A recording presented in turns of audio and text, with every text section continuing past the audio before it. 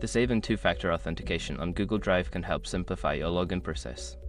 Follow these steps to turn off the security feature. Step 1. Sign into your Google account. Go to the Google account sign-in page and enter your email and password. Make sure you are logged into the account associated with your Google Drive. Step 2. Access security settings. Once logged in, navigate to the security section of your Google account settings. You can find this option in the left-hand menu. Step 3.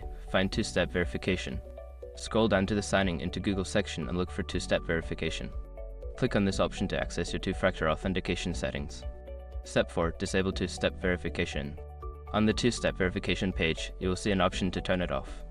Click the Turn Off button and follow the prompts to confirm your decision. Step 5. Confirm changes. After disabling two-step verification, you may receive a confirmation message.